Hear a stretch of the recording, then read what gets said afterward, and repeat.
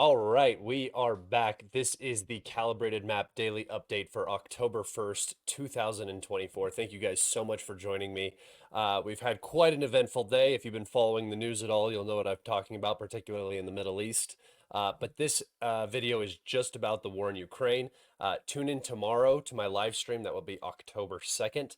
And we will be going over all of the events that have taken place today. I'm still waiting to see if Israel is going to respond, or that's sort of the point we're at. So I'm just waiting and holding off on that for now.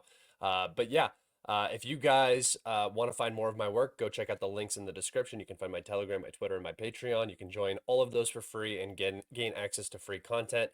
If you do support my work and you do want to support me financially, you can do so on Patreon, but it is optional. My work is here to inform you guys, and if you guys feel like I'm providing enough content and entertainment and information for you, and you feel like supporting me, I very much appreciate that. All right, without further ado, let's go ahead and get into it, guys. Moving right over to our map here, we will take a look. We'll start up here in the north. The Russian armed forces have crossed the boundary of the Luhansk People's Republic, the Luhansk Oblast into the Kharkov Oblast here, the Kharkiv Oblast rather, if you're reading the map, Kharkiv.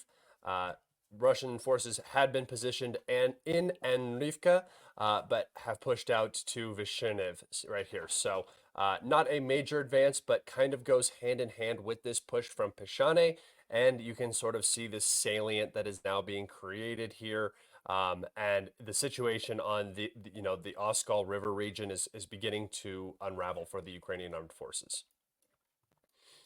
All right. Moving down to an area we haven't seen much movement in for quite some time, the Seversk sort of pocket here, just this half circle where Seversk is the dead center.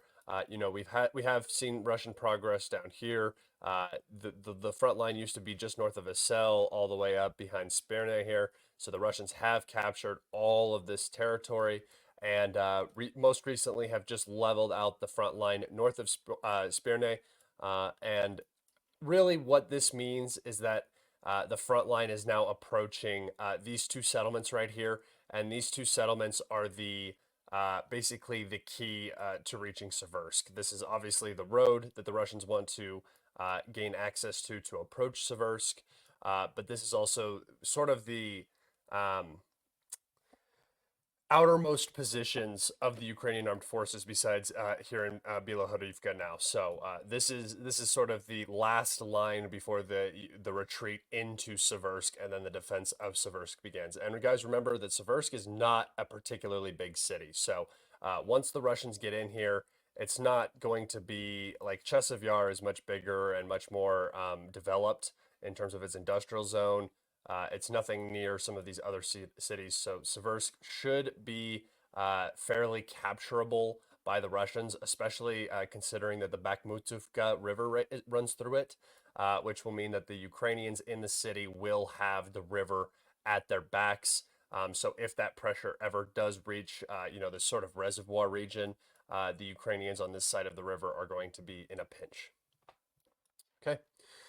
Moving down to the Toretsk front, Russian forces have advanced into this set of high-rise buildings. We got some geolocations that Russian forces are in these high-rise buildings, and they are trying to approach the industrial zone. Remember, guys, if the Russians capture this industrial zone and these telecons or industrial spoil heaps from the mine, they will be able to control all of Toretsk completely. So that's sort of the goal right now, is just push into this industrial zone, sort of the defensive heart of the city.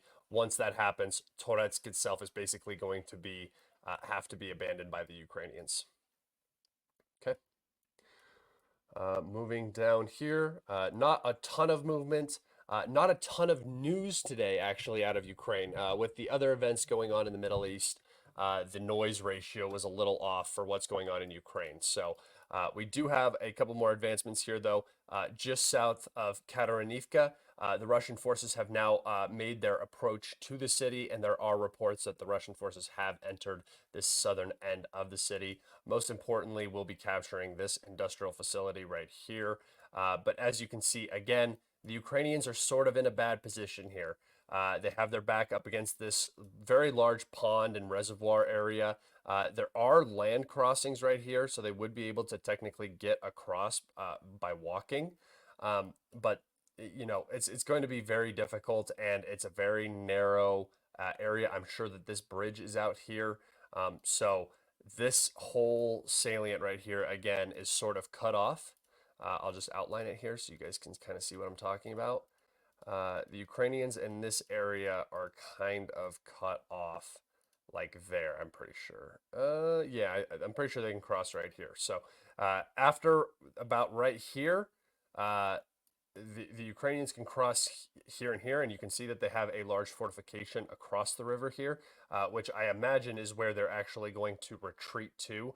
But yeah, this southern pocket is going to be difficult to hold. So we could probably expect the Russians to advance into this northern part of Katarinivka here and cut off the exit, forcing a Ukrainian retreat out of the village.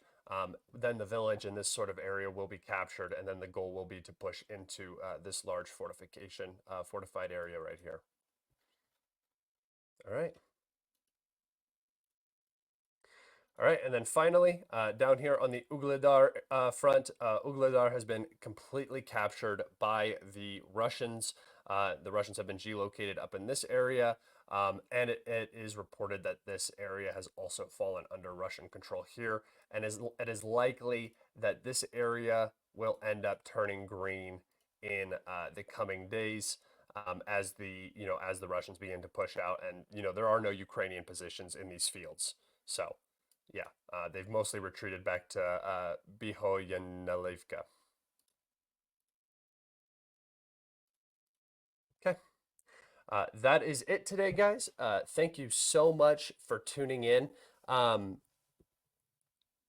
if I were you, I'm just gonna add this in just because I told all of my family today, and some of my close friends, I would go fill up your gas tanks. This is probably the cheapest you're gonna see gas for a little bit, especially if the situation in the Middle East escalates.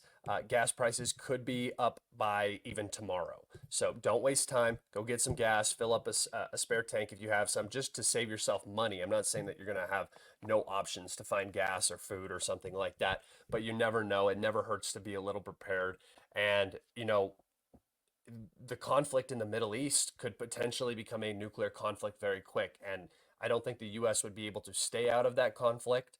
And it could become a much wider regional war. Things are already on edge and things could spiral very, very quickly. So, yeah, just take care of yourself, guys. Be safe. And I will be here every day with the news for as long as I can. So take care, be safe, and I will see you on the next.